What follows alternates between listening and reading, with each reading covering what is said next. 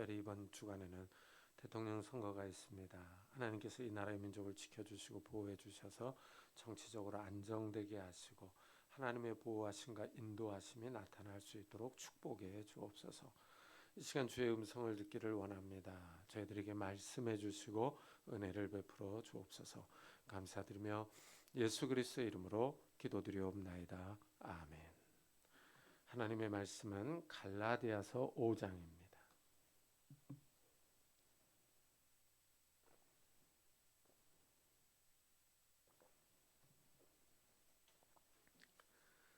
갈라디아서 5장 18절부터 24절까지 저와 여러분이 한 절씩 교독하겠습니다. 갈라디아서 5장 18절부터 24절까지 한 절씩 교독하겠습니다. 너희가 만일 성령의 인도하시는 바가 되면 율법 아래 있지 아니하리라. 우상숭배와 주술과 원수 맺는 것과 분쟁과 시기와 분냄과 당짓는 것과 분열함과 이단과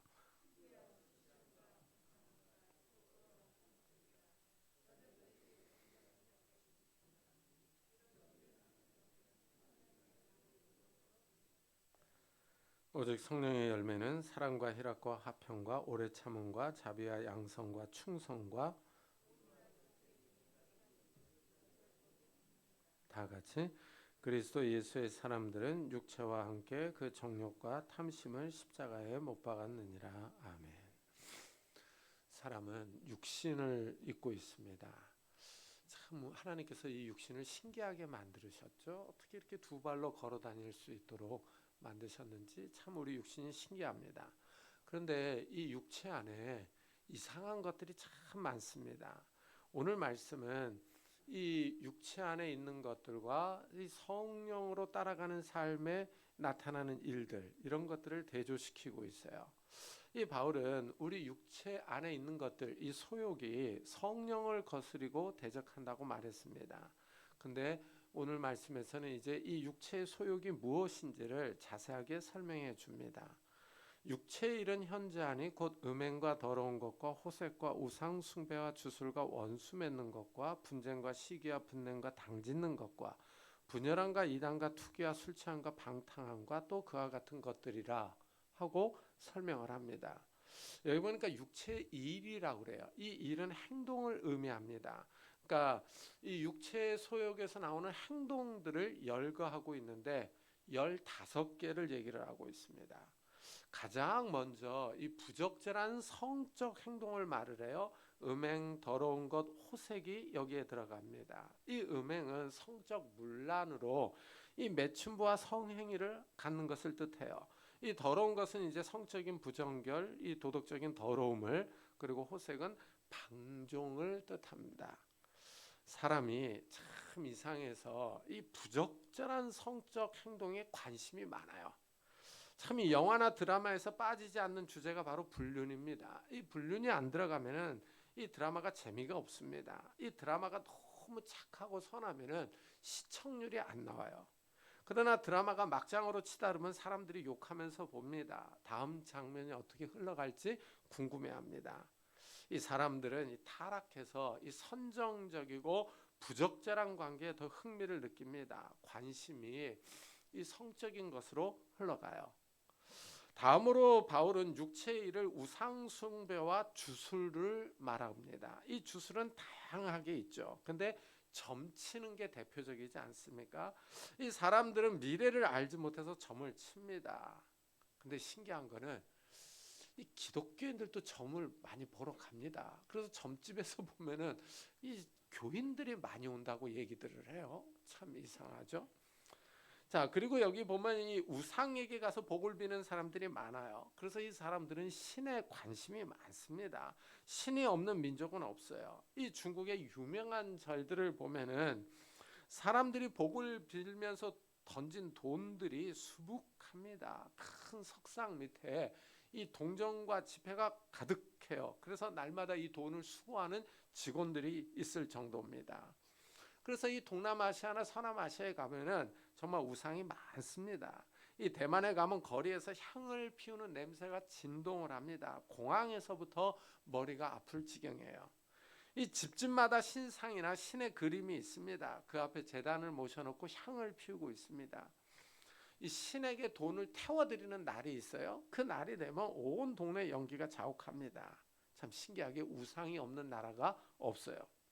사람에게 신 지식이 있기 때문입니다. 사람에게 이 신을 추구하는 마음이 있습니다. 그래서 신을 만들어 놓고 섬깁니다. 그런데 이제 문제는 그 신이 참 신이냐 하는 것입니다. 이 가짜 신을 만들어 놓고 복을 달라고 빌고 있습니다. 우주 만물과 사람을 창조하신 창조주가 아니라 사람이 만든 신이에요. 이 사람의 손으로 만든 신이요, 사실은 수공의 품이죠. 이 수공의 품에 불과한 것을 신이라고 부르면서 그 앞에서 절을 하면서 복을 달라고 빕니다. 사람이 어리석습니다. 영적으로 무지합니다. 다음으로는 사회적 관계를 해치는 행동들을 언급을 하고 있어요. 여기에 이제 8개의 용어들이 나옵니다. 인간관계를 깨트리는 행위들이에요. 이 원수 맺는 것, 그러는데 이거는 적개심을 표현합니다. 이 적개심이 있으면 동료나 친구 사이에 불화가 일어납니다. 개인이나 국가에 대한 적개심으로 인해서 싸움과 전쟁이 일어나요. 지금 일어나는 중동 전쟁이나 우크라이나 러시아 전쟁을 보십시오. 다 이 적개심 때문에 이 생겨나는 일입니다. 그 다음에 이 분쟁은 다툼이죠. 이 다툼은 부부 사이나 형제 사이에도 일어납니다. 아주 가까운 친구 사이에도 다툼이 일어나요. 사람이 신기하게 이기적입니다. 자기 중심적이며 모든 일에 자신을 우선적으로 생각을 합니다. 그래서 자신과 의견이 다르면은 이 상대와 다툼이 일어납니다. 참 이 사람이 이기적이에요. 이 분냄은 격분하는 것이죠. 자신의 감정을 억제하지 못하고 터뜨리는 행위입니다. 사람들이 화를 내고 서로 싸웁니다. 이 분노를 조절해야 하는데 조절하지 못하는 사람들이 있어요. 그래서 큰 사고를 치기도 하죠. 그래서 이 묻지마 폭행을 저지르는 사람도 있고 살인하는 사람도 있습니다. 그 다음으로 얘기하는 3가지가 이 당짓는 것, 분열함, 이단은 함께 묶을 수가 있어요. 이기적 야망, 분쟁, 분파입니다. 이 당짓는 거예요. 이 당을 지어 분열하는 사람들은 이기적 야망이 강한 겁니다. 다른 사람을 희생해서라도 자신이 출세하려는 이기적 야망이 있는 사람들이요. 이런 사람들은 끼리끼리 모입니다.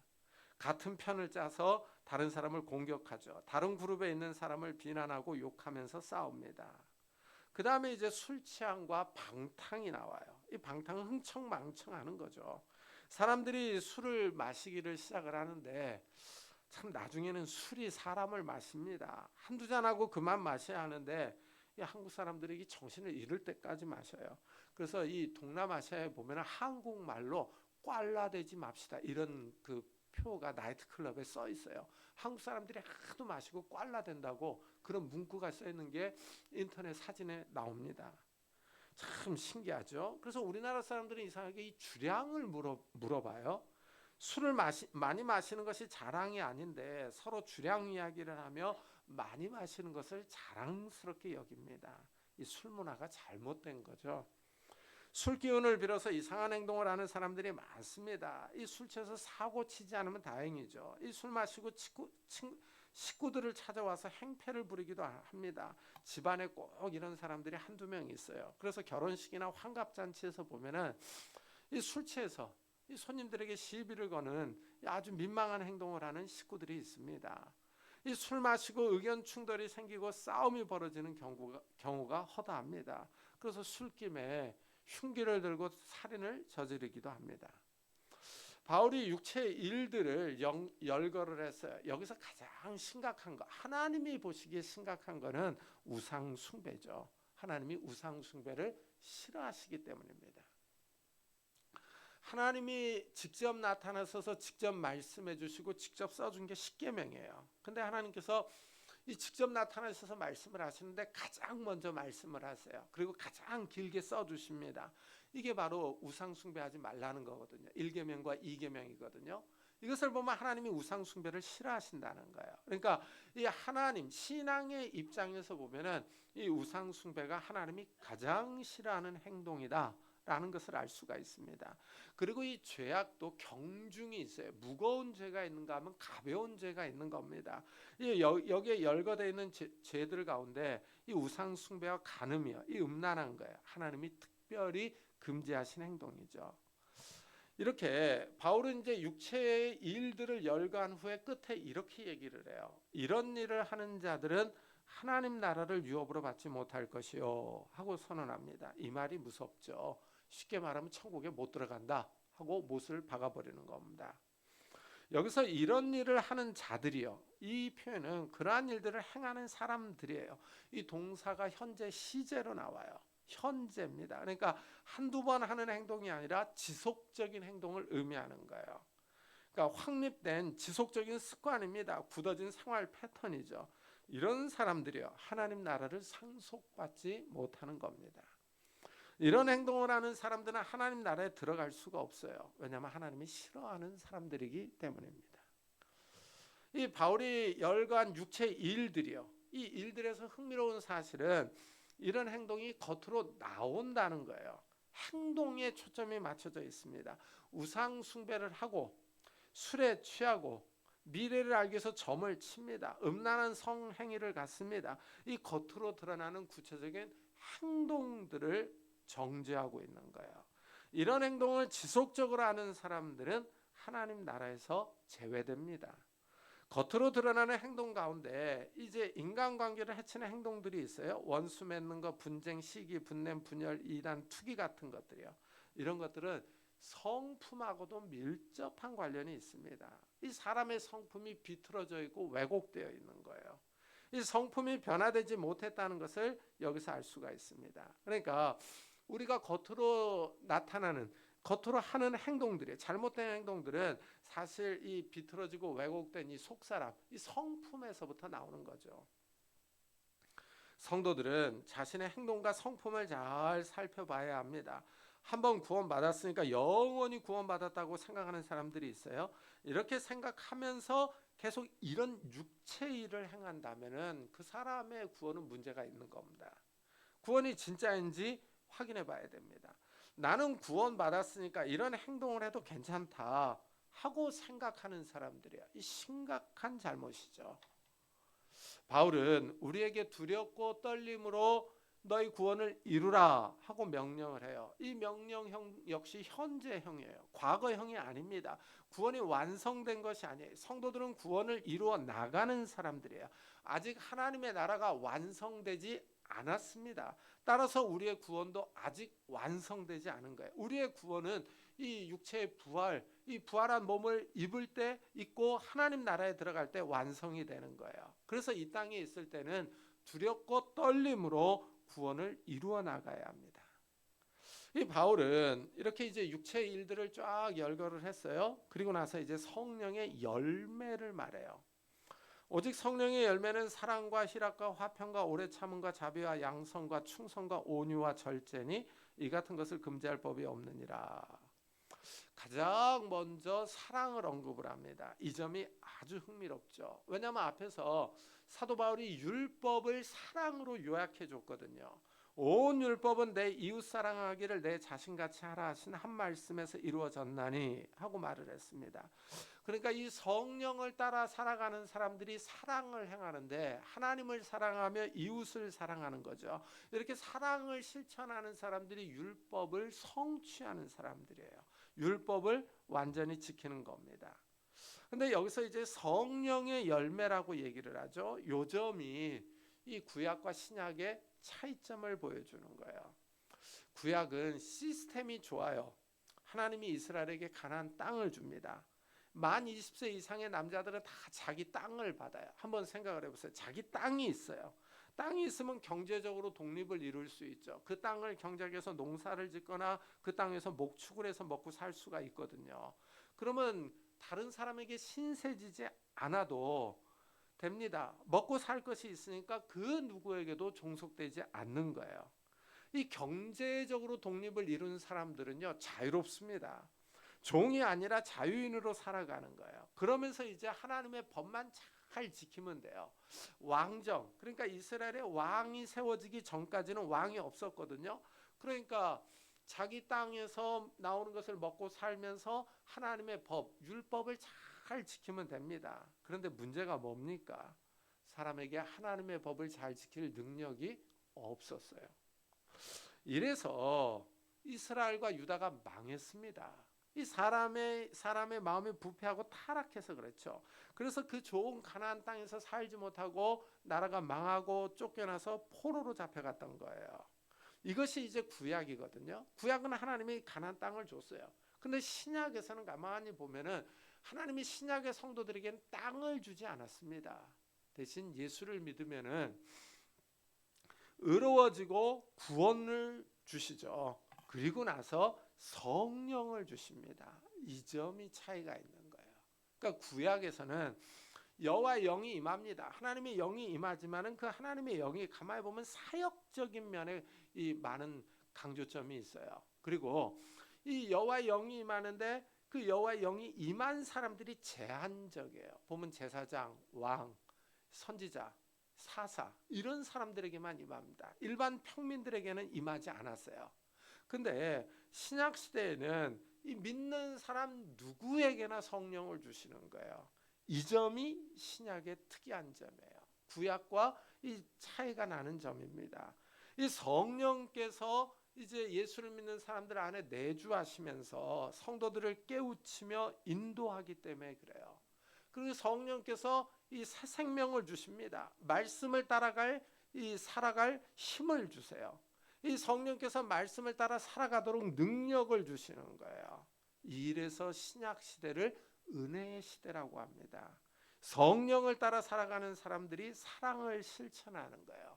하나님을 사랑하고 이웃을 사랑합니다. 이 사랑을 실천함으로 율법을 성취합니다.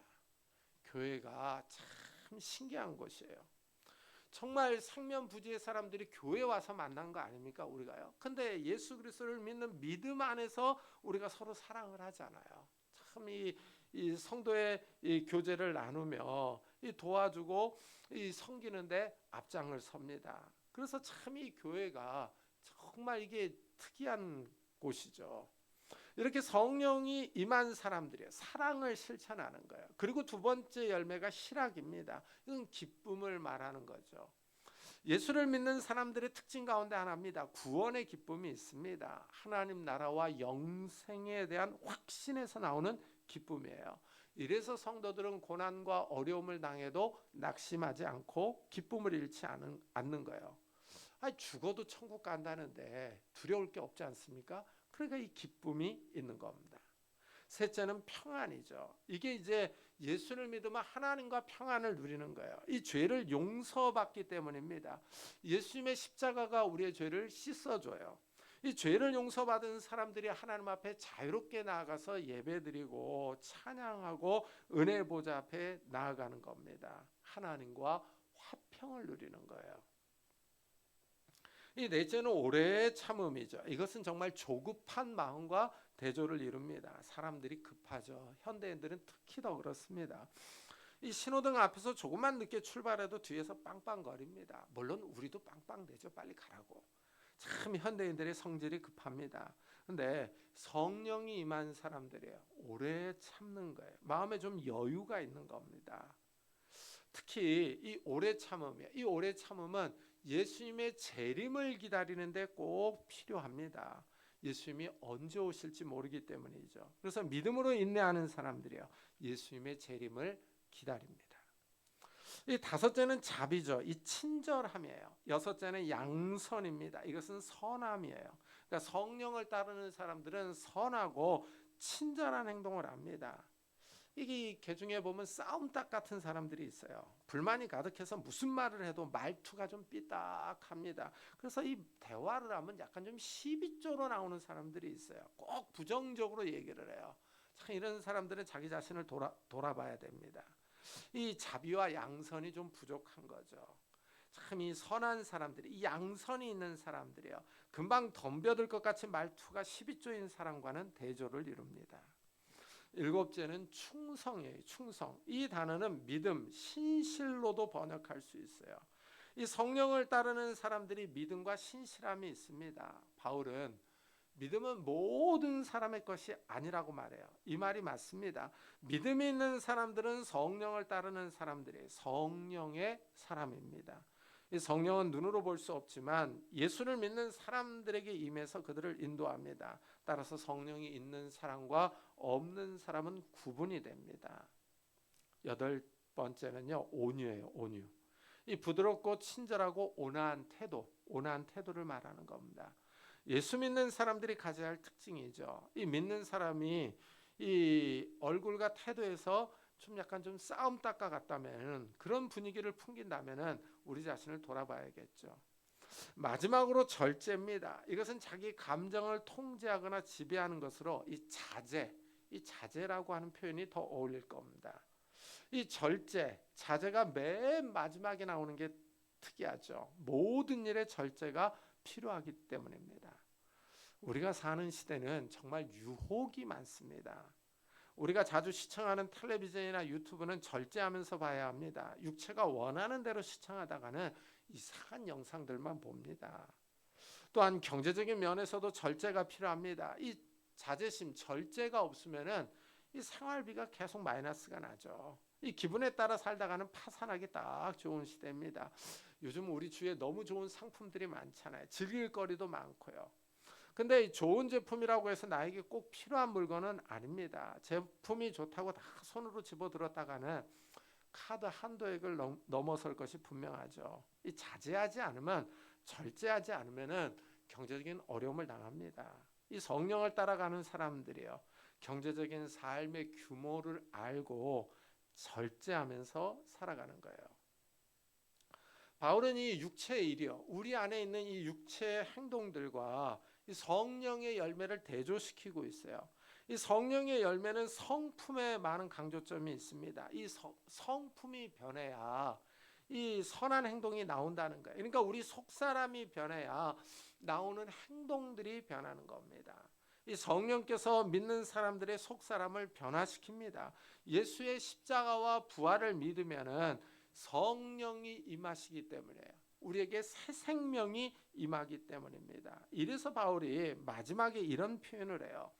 그리스도 예수의 사람들은 육체와 함께 그 정욕과 탐심을 십자가에 못 박았다, 이렇게 얘기를 합니다. 그러니까 예수를 믿는 사람들의 특징을 얘기를 하는데, 우리가 예수를 믿을 때 신기하게 우리의 옛사람들이요, 우리 안에 있는 어떤 정욕과 이 탐심, 욕심들이요, 이걸 십자가에 못 박아버리는 겁니다.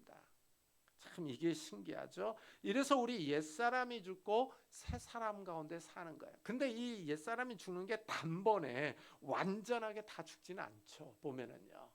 그래서 우리가 완전히 단번에 성화되지는 않습니다. 이 성인이 되거나 그렇지는 않죠. 이 성도들은 탐심과 정욕을 십자가에 못 박았습니다. 옛사람이 죽고 새 사람으로 다시 살아나는 거예요. 예수님의 그 부활의 생명이요, 이 영생의 생명이 우리 안에 심겨지는 겁니다. 이래서 우리가 이제 성령을 따라 살아가는 거예요. 이래서 우리 안에 일어나는 욕심과 정욕들과 싸우는 거죠. 내적 갈등이 있고 내적 투쟁, 영적인 싸움들이 일어나는 거예요. 이때 성령께서는 이제 우리에게 이 성령 하나님을 따라갈 힘과 능력을 주시는 겁니다. 정말 우리 안에 있는 이런 육체의 소욕들이요, 이런 것들을 잘 절제하면서 성령의 인도를 따라가는 성도님들이 되시기를 예수 그리스도의 이름으로 축복합니다. 기도하겠습니다. 우리 한번 들은 말씀을 생각하면서 우리가 이 육체의 일들을 좀 자제하고 절제하면서 성령을 따라 살아가게 해달라고, 우리 안에 있는 어떤 허영, 시기, 다툼, 질투하는 것, 이런 것들을 좀 버려버리고 성령을 따라 좀 온유하고 선한 사람들, 이런 사람들이 되게 해달라고, 사랑을 실천하는 사람